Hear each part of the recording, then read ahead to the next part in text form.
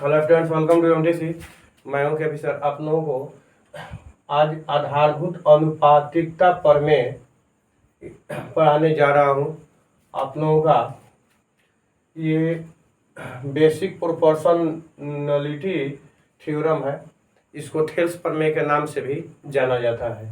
क्या होता है? इसको थेल्स प्रमेय के नाम से जानते हैं। थेल्स प्रमेय जो है थेल्स द्वारा दिया गया एक थ्योरी है। उन्होंने बताया कि यदि किसी त्रिभुज की एक भुजा के समानांतर अन्य दो भुजाओं को भिन्न भिन्न बिंदुओं पर प्रतिच्छेद करने के लिए एक रेखा खींची जाए तो अन्य दो भुजाएं एक ही अनुपात में विभाजित होती है। इन्होंने एक थ्योरी के रूप में इसे प्रतिपादित किया था और प्रूव किया था। कह रहे कि यदि किसी त्रिभुज की एक भुजा के समानांतर कोई एक त्रिभुज हो तो उसमें एक भुजा के समानांतर कोई रेखा खींची जाती है। तो अब त्रिभुज का नाम नहीं दिया गया है, तो एक चीज ख्याल रखिएगा, जब भी आप लोगों को त्रिभुज या चतुर्भुज इस तरह से दिया जाए जिसका नाम न दिया गया हो, तो ऐसी स्थिति में आपको उसका नामकरण करना होता है। क्या करना होता है? नामकरण करना होता है। तो इसमें चलिए आपको क्या करना होता है, तो चलिए बता रहे हैं। पहले क्या दिया है? त्रिभुज दिया है। कह रहा है कि यदि किसी त्रिभुज की एक भुजा के समानांतर, तो हल में आप क्या लिखिएगा? एक त्रिभुज आप बना दीजिए, कोई भी एक त्रिभुज ले लीजिएगा, किसी भी एक त्रिभुज के। तो अब इसका नाम लीजिएगा। मान लीजिए कि ए बी सी हमने एक त्रिभुज लिया, या आप लोग इसको ले सकते हैं, कि क्यू आर भी ले सकते हैं, कुछ भी डी ई एफ भी ले सकते हैं। कह रहे हैं कि ए बी सी यानी किसी भी त्रिभुज के, तो इसमें आपको क्या लिखना होगा? किसी भी त्रिभुज में मान लिया, लिखिएगा, मान लिया कि त्रिभुज ए बी सी में क्या करना है? अब क्या करना है? किसी एक त्रिभुज में किसी का कहना है कि यदि किसी त्रिभुज की एक भुजा के समानांतर, तो आपको जो त्रिभुज दिया गया है उसको मान लिया कि ए बी सी एक त्रिभुज है जिसमें भुजा बीसी के समानांतर है में, मान त्रिभुज ए बी सी में भुजा बीसी के समानांतर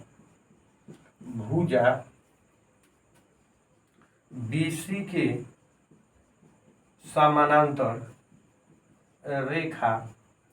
अब इसको जो खींचे हैं उसका नाम लिखिएगा डीई। जिसमें त्रिभुज एबीसी में एबीसी के समानांतर रेखा डीई खींची गई है। क्या की गई है? खींची गई है।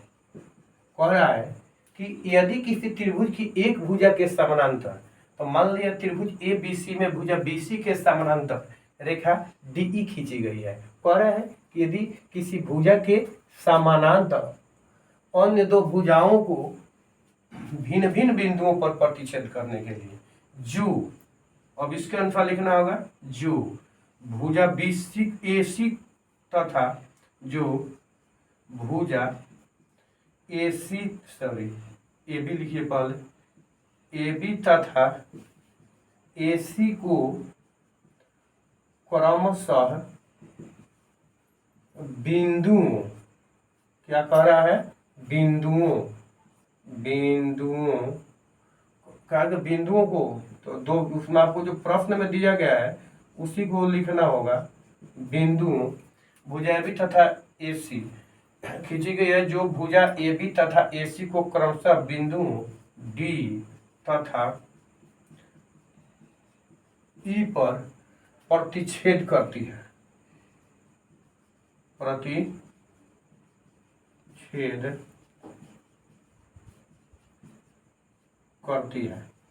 तो अब आपका जो प्रश्न कह रहा है उसके अनुसार आप लिखे कि नहीं, फिर एक बार चेक कर लीजिए। कह रहा है कि यदि किसी त्रिभुज की एक भुजा के समानांतर अन्य दो भुजाओं को भिन्न भिन्न बिंदुओं पर प्रतिच्छेद करने के लिए एक रेखा खींची जाए, तो मान लिया ए बी सी एक त्रिभुज है, वो त्रिभुज का आपका नाम हो गया, जिसमें बीसी के समानांतर, कह रहे हैं कि एक भुजा के समानांतर, तो एक भुजा आपका बीसी हो गया। बीसी के समानांतर रेखा डीई खींची गई है। क्या की गई है? रेखा डीई खींची गई है। तो जब रेखा डीई खींची गई है तो अन्य दो भुजाओं को भिन्न भिन्न बिंदुओं पर, अन्य दो भुजाएं ए बी और ए सी आपको बच जाती है। कौन भुजा बच जाती है? ए बी और ए सी। तो ए बी और ए सी को भिन्न भिन्न बिंदुओं पर, तो मान लीजिए ए बी को डी पर और ए सी को ई पर प्रतिच्छेद करने के लिए खींची गई है। तो अन्य दो भुजाएं एक ही अनुपात में विभाजित होती है। तो आपको क्या सिद्ध करना है? आपको सिद्ध करना है, इसमें लिखिएगा कि सिद्ध करना है, सिद्ध करना है। थोड़ा अक्षर में गड़बड़ हो रहा है, चलिए कोई बात नहीं, फिर से लिख देते हैं। सी और द में ध होता है। सिद्ध करना है ए बी, सॉरी, अन्य दो भुजाएं एक ही अनुपात में विभाजित होती है। तो ए डी बाटा डी बी बराबर हो जाएगा ए ई बाटा ई सी।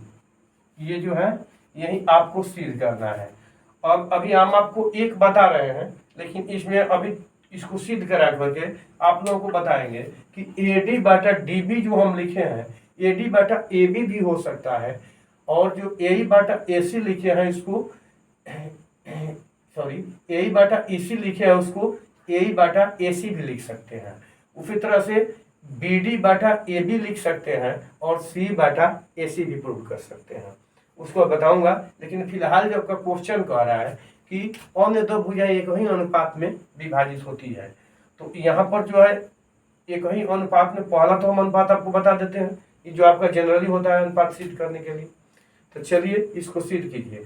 अब देखिए आपको सिद्ध करने के लिए क्या क्या है, जितना यहाँ पर आपको दिया गया है उतना से सिद्ध नहीं होगा, जितना दिया गया उतना से सिद्ध नहीं होगा। तो अब आप क्या कीजिएगा सिद्ध करने के लिए, जब इतना से सिद्ध नहीं होगा तो बनावट लेना होगा। तो क्या कीजिएगा? बनावट लीजिएगा। तो बनावट में मान लीजिए मैंने क्या लिख दिया, यहाँ पर डीएम लिख दिया, डीएम एसी पर लंब डाल दिया और ई एन ए बी पर लंब डाल दिया। तो इसके बाद में अब आपके क्या कीजिएगा, इसको मिला दीजिएगा, इसको, और फिर इसको मिला दीजिएगा, तो कुछ निष्कर्ष निकलेगा। अब इसको जो है पहले तो इसको हम जब प्रूफ करेंगे तो चूंकि हमारे पास कोई विकल्प बचता नहीं है तो क्षेत्रफल से प्रूफ करेंगे। तो जब क्षेत्रफल से प्रूफ करेंगे तो इसमें क्या होगा, क्षेत्रफल से प्रूफ करने के लिए, तो जब क्षेत्रफल से प्रूफ करना चाहते हैं, 9th क्लास में आप लोग पढ़े हैं क्षेत्रफल त्रिभुज का, ज्योमेट्री में भी। तो जब क्षेत्रफल से आप लोग इसको शुरू करेंगे तो लंब और आधार चाहिए, यानी ऊंचाई और आधार चाहिए। तो आपका जैसे मैंने डीएम डाल दिया, डीएम, तो डीएम जो है एसी पर लंब हो जाएगा, और त्रिभुज ए डी ई में देखा जाए तो डीएम लंब होगा तो आधार ए ही हो जाएगा, आधार ए ही हो जाएगा। क्यों हो जाएगा कि जिस भुजा पर लंब डाला जाता है वह भुजा त्रिभुज का आधार होता है। तो डीएम यदि ए पर डाला गया है, यानी एसी पर डाला गया है, तो इसका मतलब है कि एसी या ए दोनों आपका आधार होगा। अब ये कि दो गो आधार कैसे हो गया, तो ये दो गो नहीं होगा, ए जो है आधा रेखाखंड है, इसी को बढ़ाइएगा तो एसी रेखाखंड मिलेगा, इसी को बढ़ाइएगा तो एसी रेखाखंड मिलेगा। इसी तरह से इधर भी हो जाएगा, बाएं भी हो जाएगा। तो चलिए आपको पहले देखते हैं कि त्रिभुज के क्षेत्रफल आप लोग पढ़े होंगे। त्रिभुज के क्षेत्रफल, त्रिभुज का क्षेत्रफल बराबर होता है 1/2 गुने आधार गुना ऊंचाई। ये एक आपका त्रिभुज का क्षेत्रफल होता है। तो इस आधार पर हम लेकर चलते, पहले बनावट आपको नहीं लिखेगा, तो पहले बनावट लिख लीजिएगा, तब इसको लिखिएगा त्रिभुज के क्षेत्रफल। तो ऐसा भी लिख सकते हैं, कोई बात नहीं है, त्रिभुज के क्षेत्रफल, लेकिन पहले बनावट डाल लीजिए, अच्छा रहेगा। बनावट, बनावट बनावट में हो जाएगा एन लंब ए बी, एन लंब ए बी तथा डीएम लंब ए सी खींचा।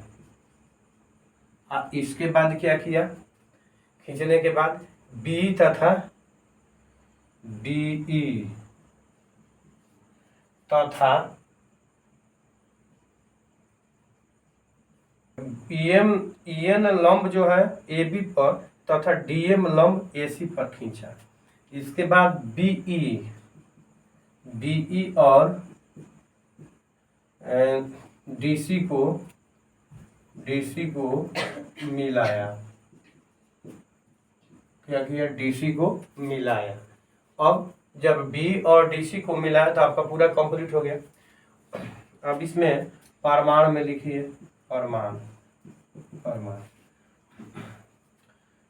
AR त्रिभुज ADE बाटा AR त्रिभुज। अब देखिए ADE लिए हैं तो इसमें एगो नीचे वाला ले लीजिएगा, एगो में ऊपर वाला ले लीजिएगा। तो नीचे वाला में हो जाएगा BDE बराबर। अब आपको बता दें कि आप लोग जो सूत्र पढ़े हैं उसमें एक चीज पढ़े होंगे कि त्रिभुज का क्षेत्रफल बराबर होता है 1/2 गुने आधार गुना ऊंचाई। ये आपको त्रिभुज का क्षेत्रफल होता है। तो यहाँ पर जो AR हम लिखे हैं वो क्या है? त्रिभुज का क्षेत्रफल ही है। AR क्या है? त्रिभुज का क्षेत्रफल ही है। तो त्रिभुज के क्षेत्रफल में आपका 1/2, तो 1/2 लिखिएगा गुना आधार। अब देखिए कहाँ का लिखे? BDE इस साइड का लिए है, बाएं साइड वाला। BDE बाएं साइड में है, तो बायां साइड में है तो इस पर कौन सा लंब है? EN लंब है। तो ऊपर में ADE है, तो इसका मतलब कि आधार कौन होगा? AD। आधार कौन होगा? AD। अभी हमने आप लोगों को बताया कि जिस भुजा पर लंब डाला जाता है वही भुजा आधार होता है। तो यहाँ EM जो है, EN जो है किस पर लंब है? AB पर है, तो AB आधार होगा। और त्रिभुज छोटा है तो AD आधार हो जाएगा। तो AD गुना ऊंचाई, ऊंचाई आपका हो गया EN, ऊंचाई हो गया EN। अब 1/2 गुना, अब BDE कह रहा है, BDE, तो ध्यान दीजिएगा BDE यहाँ पर है। तो BDE कौन सा त्रिभुज है? इस पर ध्यान दीजिए BDE आपका कौन सा त्रिभुज हो जाएगा। तो BDE त्रिभुज कौन सा होगा, इसके लिए आपको ये करना है कि इसको देखिए, ये कौन सा कोण हो सकता है? तो ये आपका अधिक कोण हो सकता है।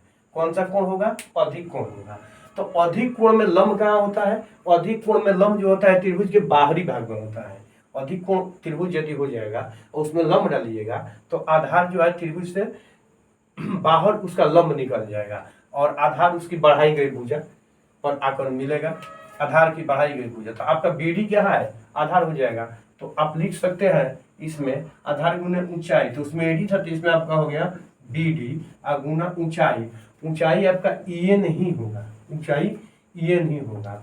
अब देखिए यदि समझ में आपको आ गया यहाँ तो कि आपका आधार जो है BD हो गया और ऊंचाई EN ही हो गया। तो यहाँ पर देखिए आपका 1/2 से 1/2 कैंसिल हो जाएगा और यहाँ EN से EN कैंसिल हो जाएगा। ये चीज कैंसिल हो जाने के बाद आपको क्या बच गया? तो आपको बच गया AR त्रिभुज ADE बाटा AR त्रिभुज BDE। ये आपका बच गया, बराबर हो गया AD बाटा BD। ये आपका फर्स्ट इक्वेशन हो गया। अब इसी प्रकार क्या कि लिखिएगा, इसी प्रकार AR त्रिभुज ADE बाटा AR त्रिभुज। अब यहाँ BDE इधर का लिखे थे तो इधर का लिख लीजिएगा, BDE लिखे थे तो CED लिख दीजिए, CED इक्वल टू, इसमें देखिए AD बाटा DB हुआ था तो उसमें क्या हो जाएगा? AE बाटा EC हो जाएगा। इसमें हो जाएगा AE बाटा EC। अब ये आपका इक्वेशन सेकंड हो गया। कौन हुआ? इक्वेशन सेकंड हो गया। यदि आप ये समझ गए तो इक्वेशन सेकंड समझ जाएंगे। आपको इसका यूज कहाँ होगा ये आप लोग थोड़ा सा ध्यान दीजिएगा कि इसका यूज जो होता है आपको ज्योमेट्री के क्वेश्चंस बनाने में सॉल्व करने में इसका यूज होता है, थ्योरम का। क्योंकि यह थ्योरम है आपका, ऐसे ही 5 नंबर का थ्योरम आता है, चाहे आपका थेल्स पर में आए या फिर आपका पाइथागोरस पर में आए, तो निश्चित रूप से थेल्स पर में और पाइथागोरस पर में से हर साल पूछता है। तो यह मान के चलिए कि आपको परीक्षा में आने ही वाला है, तो प्रश्न तो इससे बनेगा ही और आपको इससे क्वेश्चन भी आएगा। यह 100% लिख लीजिएगा कि आपको थेल्स प्रमेय से क्वेश्चन पूछेगा। कोई फल नहीं पूछा लेकिन निश्चित है कि पूछेगा, आपको परीक्षा में आने वाला है थेल्स प्रमेय से क्वेश्चन। तो इस तरह से आप इसको अभ्यास कीजिएगा। चलिए अब देखिए इसमें एक और चीज आपको बताते हैं कि आप 9th में पढ़े होंगे कि BDEC यानी CBD इसको भी लिख सकते हैं, या फिर DECB भी लिख सकते हैं, या BDEC भी लिख सकते हैं। यह कौन सा चतुर्भुज हो जाएगा? फिर से देखिए, BDEC कौन सा चतुर्भुज होगा? समलंब चतुर्भुज हो जाएगा। कौन सा चतुर्भुज होगा? समलंब चतुर्भुज हो जाएगा। तो समलंब चतुर्भुज में क्या होता है? समलंब चतुर्भुज में होता यह है कि कोई भी समलंब चतुर्भुज जब आपको दिखाई तो समझिए कि उसमें एक भुजा का युग्म समानांतर होता है, यानी सम्मुख भुजा का कोई एक युग्म समानांतर होता है। यदि यह समलंब है तब BC और D समानांतर है। अब आधार जो आपने यहाँ दो त्रिभुज देख रहे हैं, ध्यान दीजिएगा, आपको मैंने यहाँ दो त्रिभुज देखने के लिए दिए हैं। एक त्रिभुज जो है आप यहाँ देख रहे हैं कि आया है BDE और दूसरे में आया है आपका यहाँ पर ये CED। तो दोनों में क्या है? DE मिल रहा है ना, D दोनों में आ रहा है। इसका मतलब कि D दोनों त्रिभुज का आधार हो जाएगा। तो DE आधार हो गया और समानांतर रेखा BC हो गया। तो एक ही आधार एवं समानांतर रेखा के बीच स्थित दो त्रिभुजों के क्षेत्रफल बराबर होते हैं। ये प्रमेय आप 9th में पढ़े हैं। क्या पढ़े हैं? कि एक ही आधार एवं समानांतर रेखा के बीच स्थित दो त्रिभुजों का क्षेत्रफल बराबर होता है। एक ही आधार एवं समानांतर रेखा के बीच स्थित दो त्रिभुजों का क्षेत्रफल बराबर होता है। तो इस आधार पर आपका हो जाएगा ER त्रिभुज BDE बराबर AR त्रिभुज CED। कहाँ से आ गया? एक ही आधार में कहीं समानांतर रेखा के बीच स्थित है। एक ही आधार DE के समांतर रेखा BC के बीच स्थित है। तो ये जो है आपका हो जाएगा इक्वेशन थर्ड। अब एक चीज आप ध्यान दीजिएगा, इक्वेशन फर्स्ट, सेकेंड और थर्ड से आपका क्या आ जाएगा? समीकरण फर्स्ट, समीकरण सेकेंड और समीकरण थर्ड से तीनों को जब मिला दीजिएगा तो आपको क्या निकल जाएगा? तो इसमें जैसे कि ई और ई दोनों क्या हो जाएगा? अब इक्वल हो जाएगा, इक्वल हो जाएगा। तो डायरेक्ट आपका आ जाएगा AD बाटा BD बराबर AE बाटा EC, AE बाटा EC। अभी भी आपको कंफ्यूजन यदि है तो समझा देते हैं कि क्या यहाँ पर कंफ्यूजन उत्पन्न हो सकता है। कंफ्यूजन यह उत्पन्न हो सकता है कि मैंने डायरेक्ट लिख दिया, तो कोई बात नहीं है। देखिए यहाँ समझिए, BDE CED, यहाँ पर CED है, तो यदि हम CED को क्या करें? गायब करें, यानी हटा दें, तो क्या, यानी इसको विलुप्त कर दे, एलिमिनेट कर दे, तो क्या होगा? BDE हो जाएगा। और यहाँ भी आपका BDE है, तो ADE यहाँ पर भी हो जाएगा BDE, तो इसमें भी BDE है। तो दोनों को जब फिर मिलाएंगे तो क्या हो जाएगा? इसमें AD हो जाएगा, इसमें ये इक्वल टू आपका हो जाएगा। तो आपका ये जो है इसका पहला पार्ट हमने आपको इस तरह से प्रूव किया, और इसमें जो दो मैं भी मैंने बताया तो वो भी होगा, उसको भी देखिए, आपको अभी बता रहे हैं। आप लोगों को बता दिए कि जैसे कि ये तो आप हाफ देख लीजिए। अब हम आपको एक चीज बता दें कि इसमें ये भी होने वाला है कि AD बाटा क्या होगा? AD बाटा AB बराबर AE बाटा AC। यह अनुपात नहीं होगा, यह भी अनुपात हुआ। क्या हुआ? यह भी अनुपात हुआ। तो अभी जो यहाँ पर आपको सिद्ध करने के लिए दिया गया था उसको तो आप लोग सिद्ध कर लिए। अब इसी को उलाट कर हम लिखते हैं, यह हमारा सेकंड हुआ सिद्ध करने वाला, तो इसी को उलाट देते हैं तो हो जाएगा चूंकि BD बाटा AD बराबर, अब देखिए एक और को उलाटिएगा तो इधर का भी दोनों पे उलट दीजिएगा, नहीं तो गलत हो जाएगा। बराबर के पहले वाला उलटिएगा तो बराबर के बाद वाला भी उलटना पड़ेगा। तो इसमें हो जाएगा आपका AC बाटा AE, उलट दिए। अब क्या कीजिएगा, यार दोनों ओर 1 जोड़ने पर लिखिए ना, यहीं पर याद छोड़ दीजिए, दोनों ओर 1 जोड़ने पर इसमें दोनों ओर 1 जोड़ दीजिए। तो दोनों ओर 1 जोड़िएगा तो BD आ बाटा AD आ प्लस 1 आ AC बाटा AE आ प्लस 1। ध्यान दीजिएगा, एक और जोड़िएगा तो गलत हो जाएगा, एक और बराबर में कुछ नहीं कर सकते हैं। जोड़ना होगा तो दोनों ओर जोड़िएगा, गुणा करना होगा तो दोनों ओर गुणा कीजिएगा, भाग देना होगा तो दोनों ओर भाग दीजिएगा, और घटाना होगा तो दोनों ओर घटाइएगा। देखिए इसका, अब इसमें क्या अंतर होगा, इसका भी एक है, तो इसमें गुणा हो जाएगा तो प्लस हो जाएगा AD, अब बाटा में हो गया AD बराबर। इसी तरह से EC अब प्लस हो गया AE, अब बाटा में हो गया AE। अब इसको या कर दीजिए BD प्लस AD, यहाँ फिगर पर आइए, BD और AD, B से D या A से D जोड़िएगा तो AB आपको मिल जाएगा AB बाटा AD। इसी प्रकार से इधर देखिए EC यानी E से C ये और A से E यानी ये, इसको जब पूरा जोड़िएगा तो AC आ जाएगा। कितना आ जाएगा, AC आ जाएगा, तो AC बाटा AE हो जाएगा। अब इसलिए जब इसको उलट दीजिएगा तो आपका AD बाटा AB बराबर AE बाटा AC ये हो जाएगा। यानी इसका सेकेंड भी वैल्यू जो है आपका क्या हुआ, सत्यापित या प्रूफ लिख सकते। तो इसी प्रकार से क्या कीजिएगा, इसी प्रकार से आप लिख सकते हैं कि BD बाटा AB, लिख सकते हैं BD बाटा AB बराबर EC बाटा AE। ये भी आपको है थर्ड पार्ट में आता है, नहीं ये भी आपका सत्यापित हो गया, सत्यापित। तो इस तरह से आप लोग सत्यापित कर लीजिए।